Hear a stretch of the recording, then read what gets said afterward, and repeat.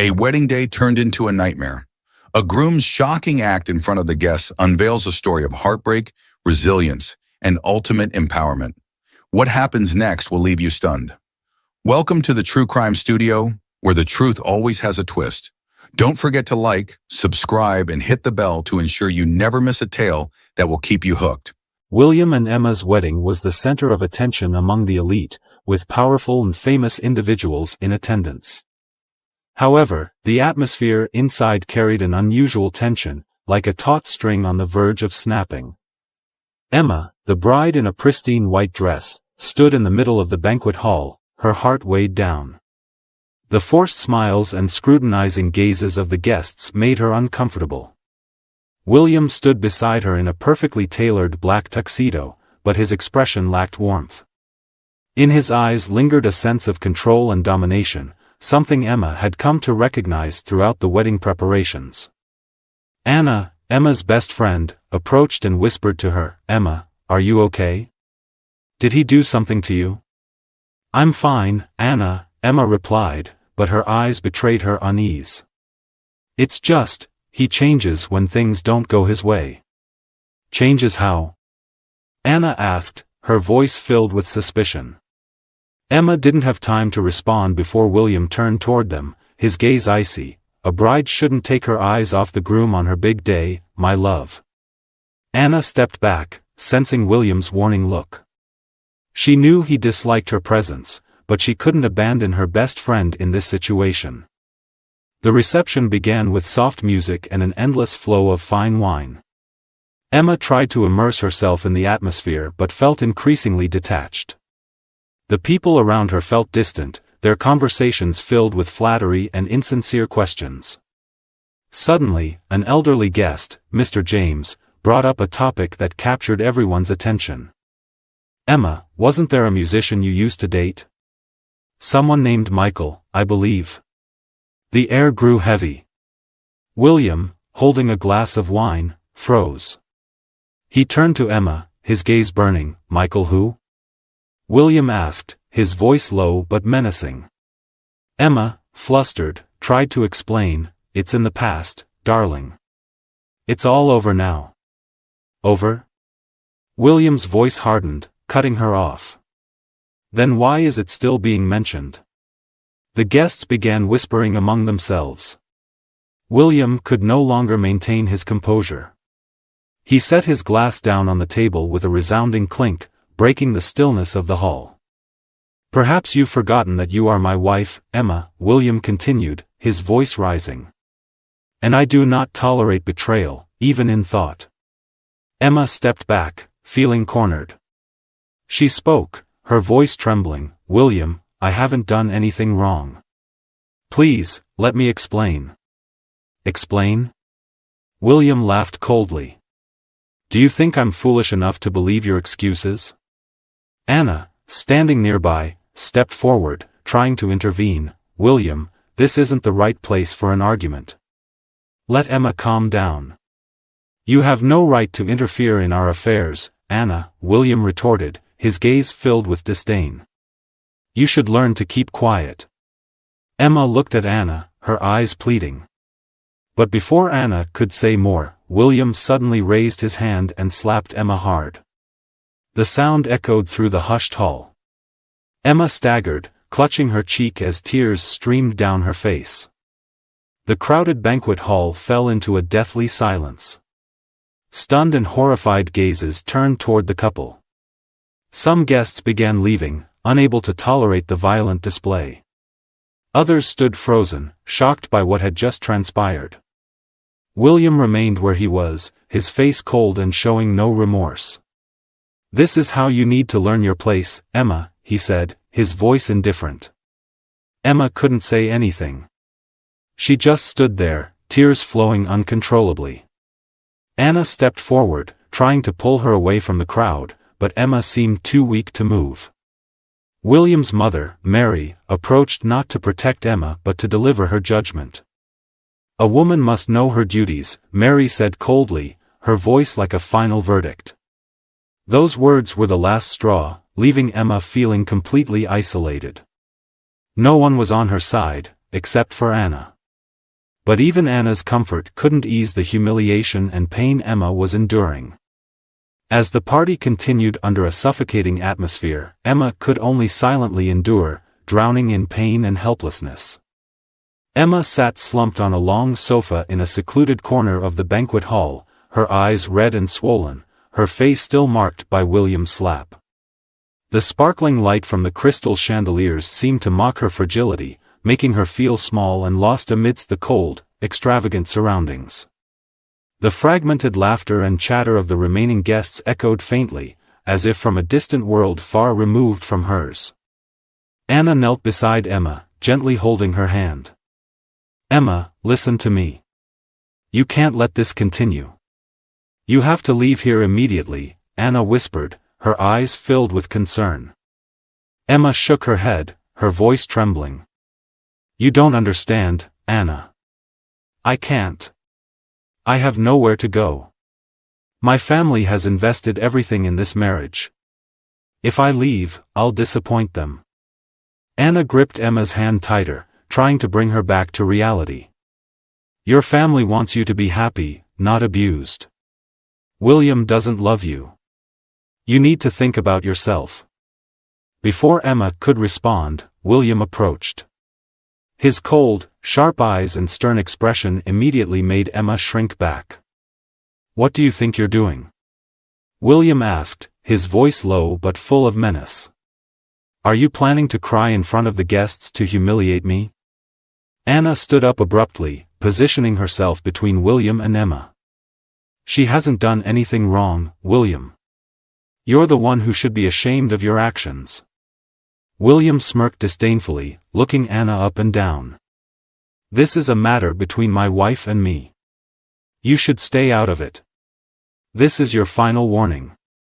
Emma quickly grabbed Anna's hand, pulling her back to avoid escalating the situation further. She looked at William with pleading eyes.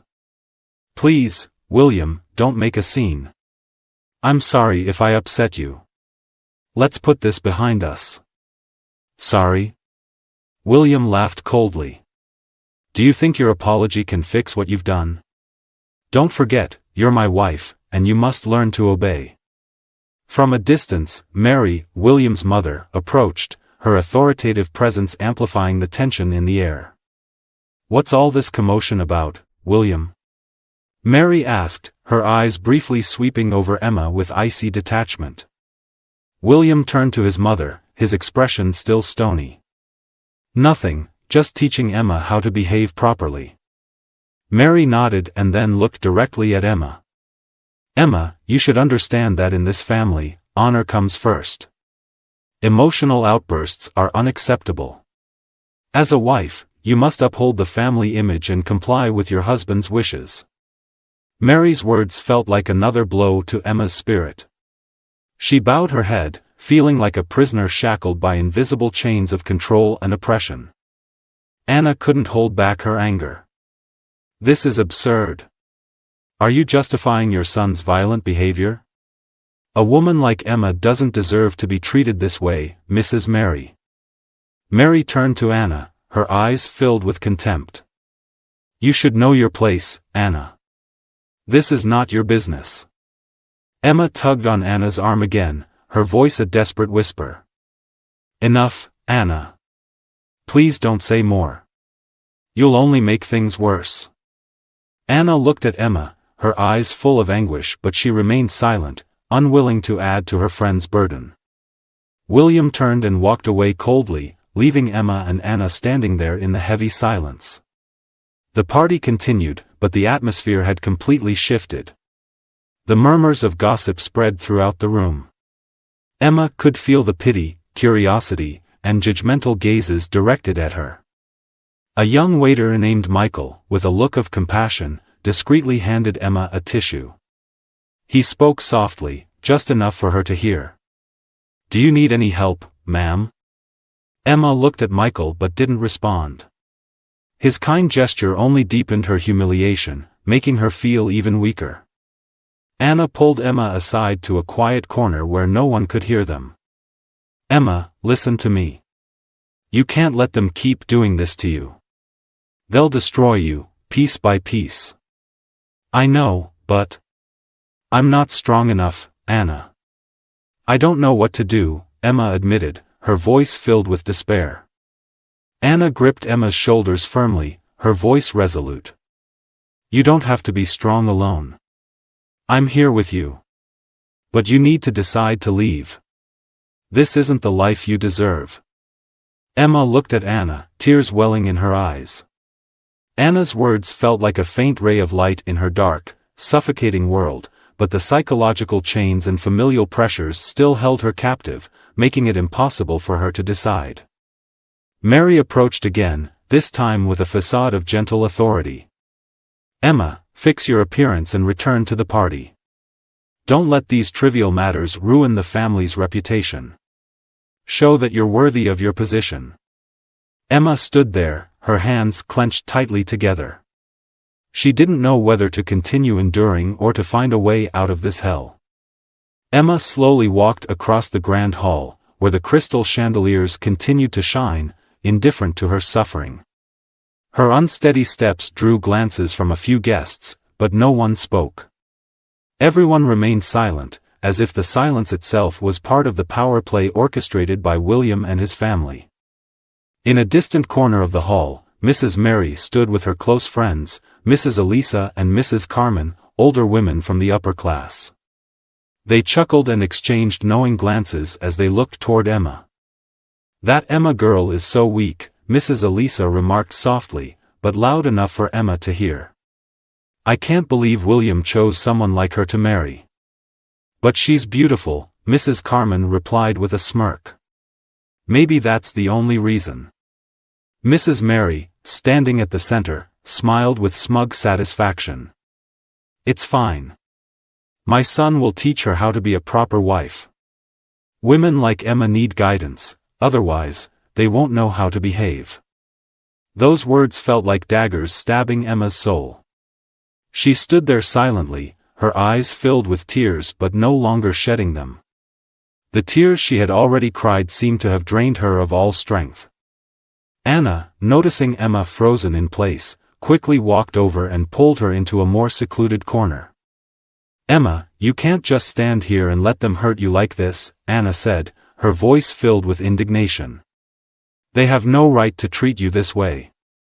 Emma lowered her head, her voice a weak whisper. I don't know what to do, Anna. I feel trapped, like there's no way out. Meanwhile, William appeared on the other side of the room. He was speaking with a group of businessmen, but his eyes kept darting toward Emma. A cold smile flickered across his face as he saw her bow her head, looking like a caged bird. Slowly, William began to make his way toward Emma and Anna, like a predator closing in on his prey. Anna, William called her name, his voice icy. You should leave. This is a family event, not a place for friends to meddle in private matters.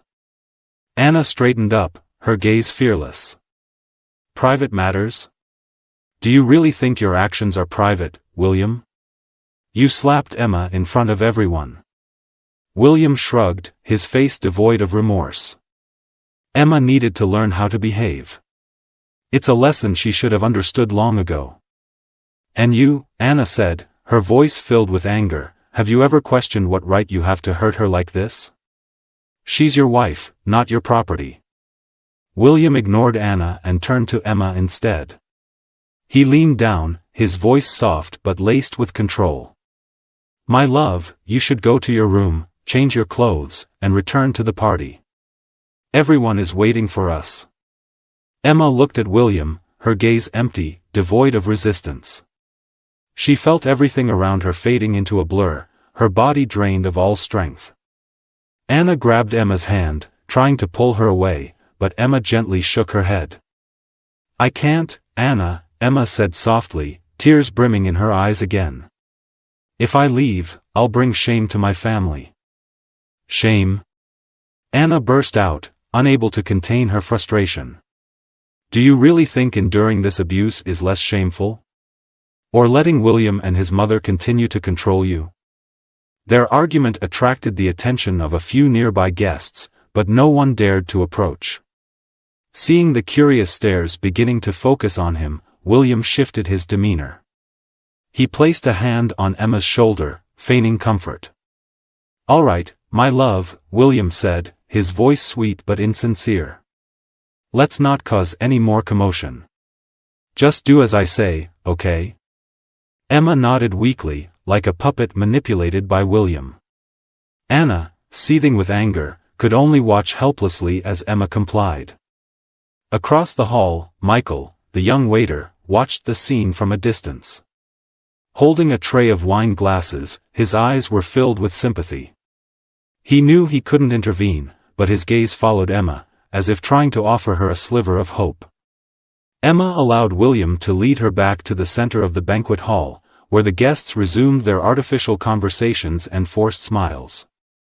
William placed a glass of wine in Emma's hand, as though compelling her to partake in the charade. "Smile, Emma," William whispered, his tone laced with warning. "Unless you want to embarrass me again." Emma forced herself to smile, but it was twisted and filled with pain. She felt as though she was sinking deeper into a bottomless abyss, where all resistance seemed futile. The eyes around her continued to watch, but no one dared to speak up, no one dared to step forward. Alone and desperate, Emma realized that in this world, she had no support except herself. The party carried on, but the tension between Emma and William was like an undercurrent, making everything stifling. William kept smiling, engaging in conversation with powerful guests, while Emma stood silently beside him, like a decorative figure. Her eyes were still swollen and red, and although she tried to mask her emotions, her face could not hide the pain and humiliation. Anna, standing in a distant corner, kept glancing at Emma, her worry growing. She couldn't accept her best friend being pushed into this situation but felt powerless against the dominance of William and his family. Michael, the young waiter, cautiously approached Anna.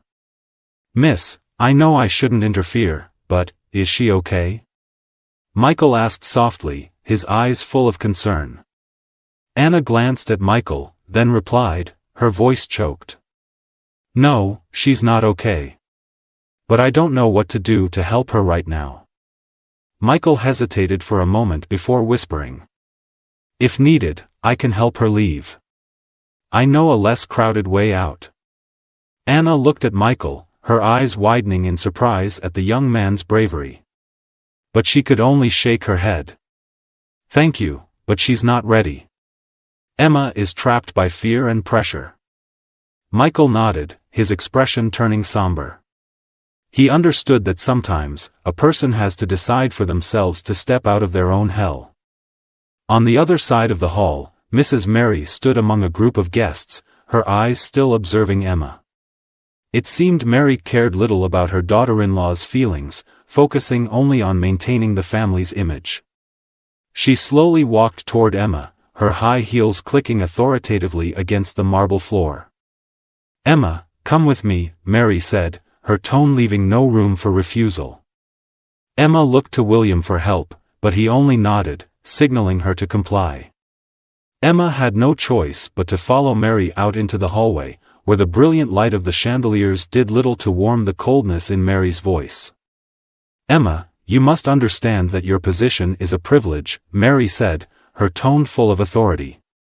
"William chose you, and you should be grateful for that. But if you don't behave properly, you won't last in this family." Emma lowered her head, unable to respond. She didn't know what to say, torn between her suffering and fear.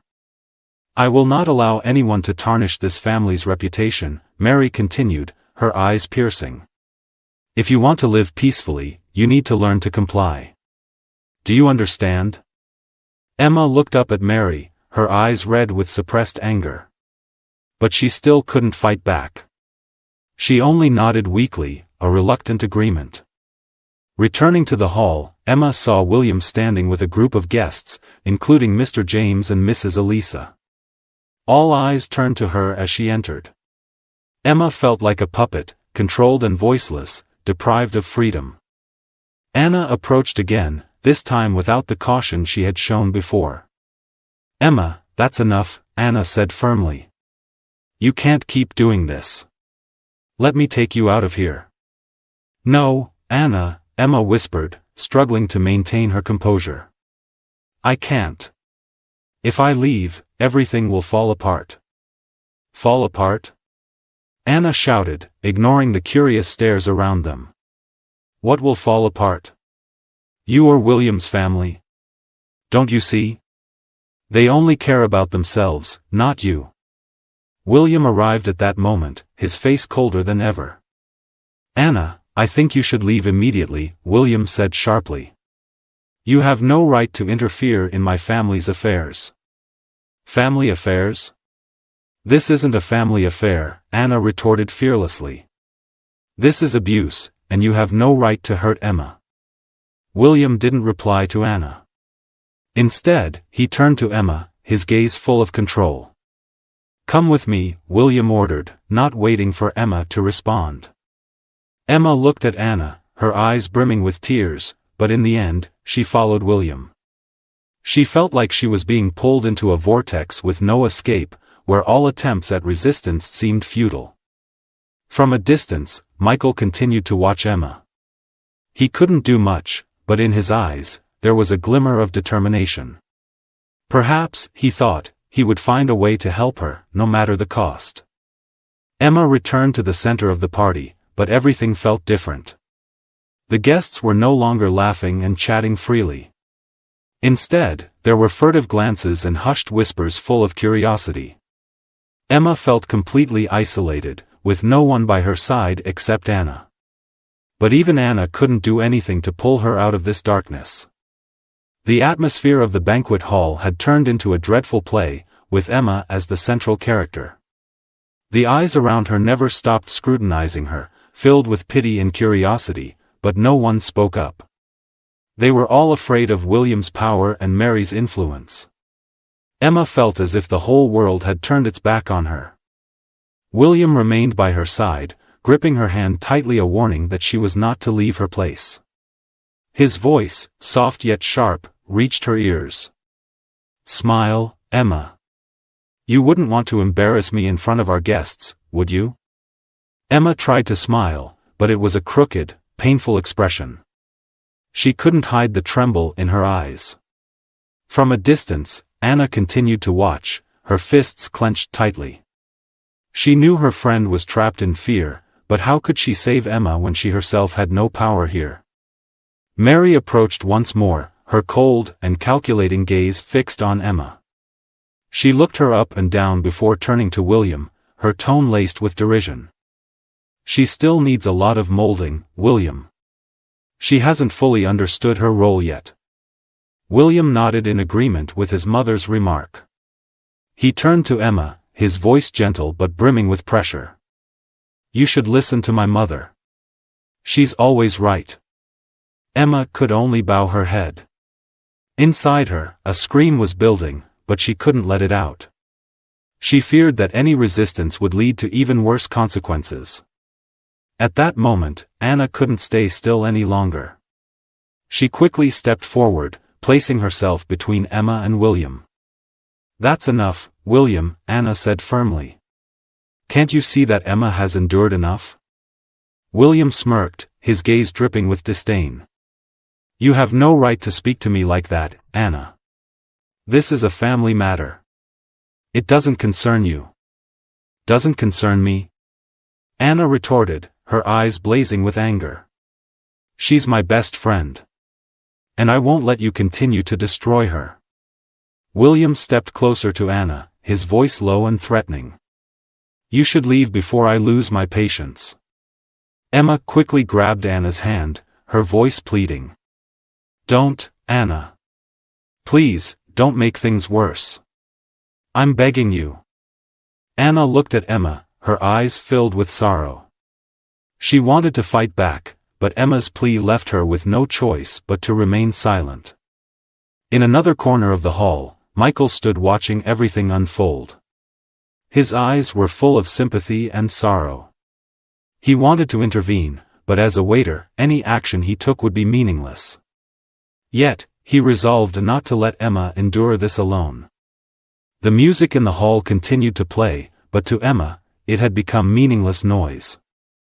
She felt utterly alone, with no one to lean on, no one on her side except Anna.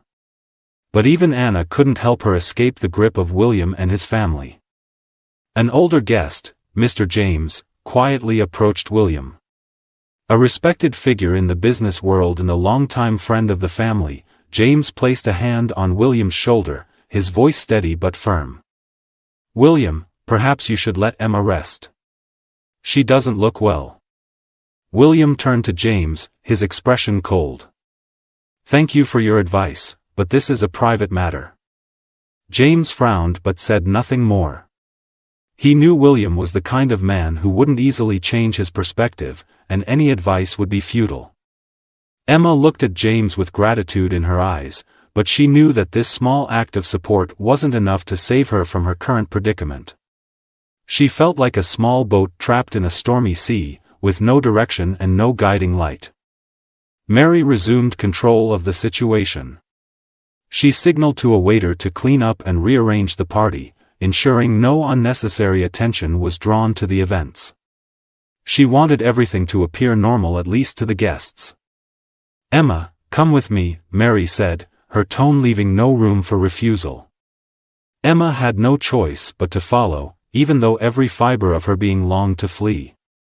Mary led her out to the balcony, where the cold moonlight illuminated the scene. "You must understand that there is no place for weakness in this family," Mary said, her voice authoritative. "If you cannot fulfill your duties, you will not last long."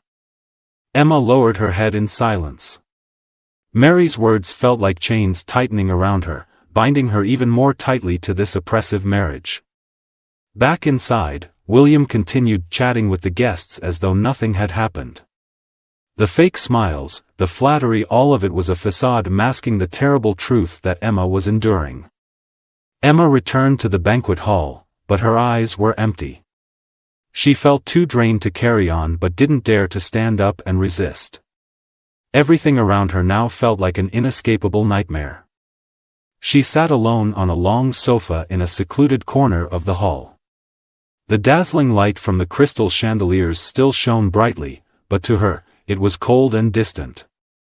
The soft music and the laughter of the guests no longer reached her. Emma felt her body growing weary, as though all her energy had been drained after hours of humiliation and oppression. Anna quietly approached her and placed a hand on her shoulder. "I can't stand this anymore, Emma. You have to leave." "They don't deserve your endurance," Anna said. Emma looked up, her eyes red and filled with tears. Her voice trembled as she replied. "Anna, I want to leave. But I don't know how. William and his mother, they won't let me go." Anna sat down beside Emma, gripping her hand tightly. "Emma, you're not alone. I'm here. I'll protect you. We'll find a way. But if I leave, my family will face pressure. I'll disappoint them," Emma said weakly. Anna squeezed her hand even tighter, her eyes filled with determination. "Your family will understand. The most important thing is that you protect yourself. You can't let them keep hurting you." At that moment, William approached. His posture remained commanding, but his eyes bore into Anna with a chilling warning. "Anna, how many times do I have to tell you? This is a family matter. You have no right to interfere," William said, his voice menacing. Anna stood up, showing no fear. "A family matter? You think abuse is a family matter? You think you have the right to hurt Emma just because she's your wife?" William smirked coldly and turned to Emma. "What have you been telling her? What are you trying to do, Emma? Cause trouble for me in front of our guests?" Emma shook her head as tears streamed down her face. "No, William, I didn't do anything. I was just sitting here." William stepped closer to Emma, leaning down. His voice was quiet but filled with threat. "You've embarrassed me enough. Stand up, fix your dress, and get back to the party.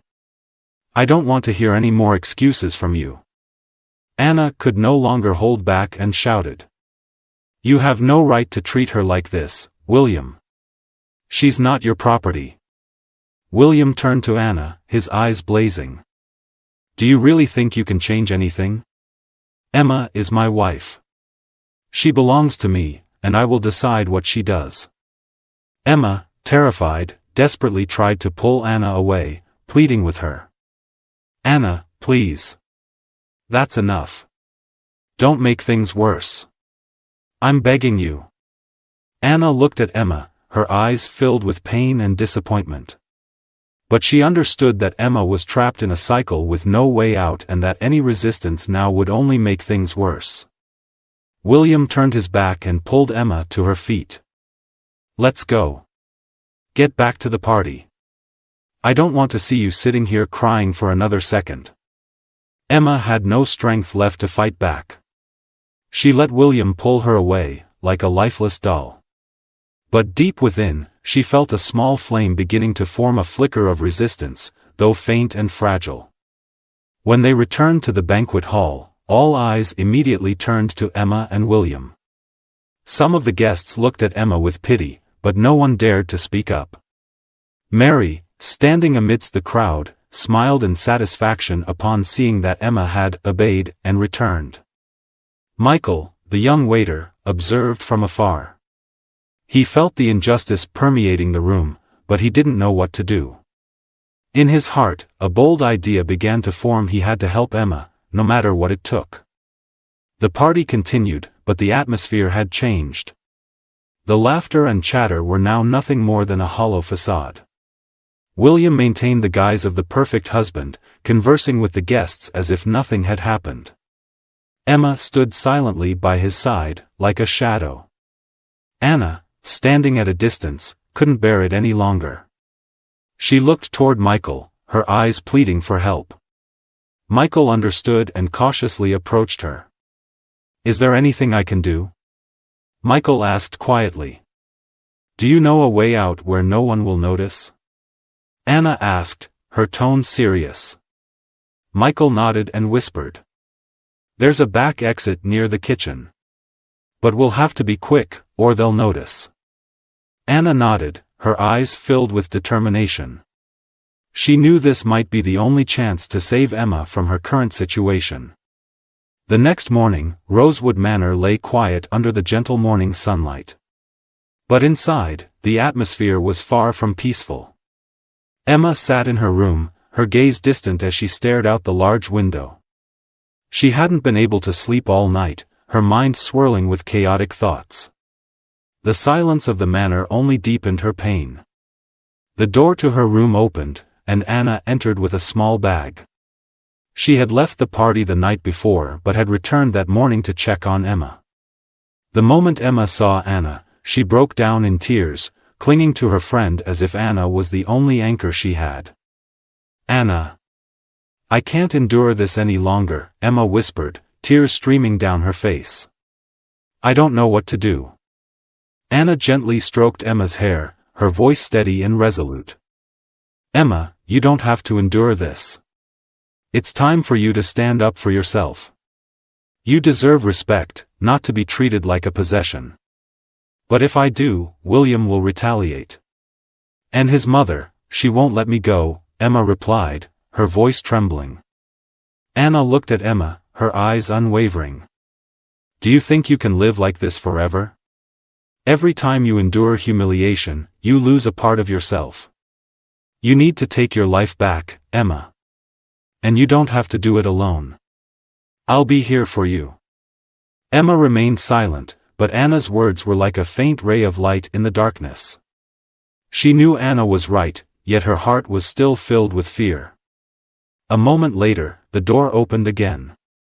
This time, it was Michael, the young waiter from the party. He stepped inside, his expression a mix of concern and determination. I'm sorry for coming here uninvited, but I can't stand by and watch this happen, Michael said, his voice warm yet firm. I want to help you, Emma. Emma looked at Michael in surprise. She hadn't expected someone like him to care about her situation. Michael, you don't have to do this, Emma said, trying to hide her emotions. You don't owe me anything. No, but I can't stay silent, Michael replied. You don't deserve to live like this. I know some people who can help you leave safely. Anna looked at Michael, her eyes lighting up with hope. She turned to Emma, her voice urging. Listen, Emma. This is your chance to leave. He's right. We can't let William and Mary control your life any longer. Emma looked at Anna, then at Michael. In her heart, small flickers of hope began to rise. But just as she was about to speak, a cold voice echoed from the doorway. You think you can run away from here, Emma? William stepped into the room, his face rigid, his eyes blazing with anger. Behind him stood Mary, her expression icy and sharp. How ridiculous, William said, moving toward Emma. Do you think you'll go anywhere without my permission? Emma trembled, but Anna stepped in front of her, her gaze fearless. William, you can't force Emma to live a life she doesn't want, Anna said firmly. She has the right to leave. William sneered, looking at Anna with contempt. What fantasy are you living in? Emma is my wife. She belongs to me. And no one, not even you, can change that. Michael stepped forward, standing face to face with William. His voice was calm but resolute. Mr. William, if you truly love her, you should set her free instead of keeping her in a marriage that feels like a prison, Michael said, his voice steady but firm. William glared at Michael, his face contorted with anger. You're just a waiter. You have no right to interfere in my affairs. Michael didn't back down. I may just be a waiter, but I'm a human being. And I can't stand by and watch a woman be treated like this. Mary interrupted the argument, her voice cold and sharp. William, don't waste your time on insignificant people. We need to resolve this matter immediately. Emma looked at her husband and mother-in-law, feeling cornered. But this time, something inside her felt different. As she glanced at Anna and Michael, she realized she wasn't entirely alone. Emma stood up, her voice soft but resolute. William, I've had enough. I'm not staying here for another minute. William froze, stunned, unable to believe his ears. What did you say? He shouted, his voice filled with rage. Emma took a deep breath, her eyes full of determination. I'm leaving. And no one can stop me. Anna smiled, proud that Emma was finally standing up for herself. Michael looked at Emma with respect and encouragement. William stepped forward, about to say something, but this time, Emma didn't back down. She met his gaze head-on, her voice strong. You can do whatever you want, William. But I won't let you control my life anymore. Mary tried to interject. Emma, you're making a huge mistake. But Emma didn't listen. For the first time in months, she felt in control of her destiny. The room seemed frozen after Emma's declaration. Neither William nor Mary could believe their ears. A woman they had always deemed weak and incapable of resistance was now standing up against them. William took a step closer, his eyes blazing with fury, his voice low and threatening. Emma, what kind of fantasy are you living in? Do you think you can leave without my permission? Emma didn't flinch. She took a deep breath, her gaze unwavering. William, I'm not your property. I've endured enough. You can be angry, you can make threats, but you no longer have control over my life. Mary stepped forward, her voice as cold as steel. Emma, you need to think this through. You're destroying this family. Our honor cannot be tarnished by your reckless actions. Emma turned to face her mother-in-law, and for the first time in her life, she dared to meet Mary's authoritative gaze directly. Honor? Emma let out a bitter laugh, her eyes brimming with tears. What honor does this family have, Mrs. Mary? Allowing your son to treat me like a slave? Watching and supporting the abuse? Emma's words made Mary falter for a moment, but she quickly regained her icy composure. You say that because you don't understand the meaning of sacrifice. A wife must learn to be submissive. Anna could no longer stay silent. She stepped forward, her voice sharp and cutting. Submissive? Mrs. Mary, what century are you living in? No one has the right to force a woman to endure this. Emma has the right to decide her own life. William raised his hand, signaling an end to the argument. He turned to Emma, his voice lowering as he attempted to sound conciliatory. Emma, I don't want to argue anymore. We can sit down and talk. But I can't let you leave. I can't lose you. His words sounded sincere, but Emma could see the falseness behind them. She shook her head, her voice calm but resolute. You don't want to lose me, William? Then why have you treated me like an object? If you truly loved me, you wouldn't make me live in fear every single day. Michael, standing in the corner, observed everything. He knew his position didn't grant him the right to interfere, but seeing the determination in Emma's eyes, he couldn't stay silent. Miss Emma is right, Mr. William, Michael said, stepping forward. If you truly love her, you would let her go. A woman is not something you can own or control. William spun around, his face contorted with fury. Shut up. This is none of your business. Michael didn't flinch. He stepped closer, his voice steady but filled with conviction. I know I'm just a waiter, but I'm also a human being. And I can't stand by and do nothing while a woman is treated this way. Michael's words moved Emma deeply. She looked at him, her eyes filled with gratitude. Turning back to William, she stood firm, no longer afraid. William, I've made my decision. I'm leaving. And you can't stop me. Anna stepped beside Emma, taking her hand as if to affirm that she wasn't alone. Emma, let's go. Don't let them make you change your mind, Anna said. William, still unwilling to give up, approached Emma, his voice rising with anger. If you walk out that door, Emma, don't ever come back. You'll have nothing left. Do you understand? Emma lifted her head high, her eyes brimming with determination. William, I don't need anything from you. All I need is my life back. Mary, though maintaining her icy composure, let her eyes betray a flicker of rage. She turned to William, her voice low. Don't let her go. You'll regret it. But this time, nothing could stop Emma. She walked away, holding tightly onto Anna's hand, leaving William and Mary standing motionless in the room. Michael quickly guided the two women out of the mansion through the back exit he had prepared earlier.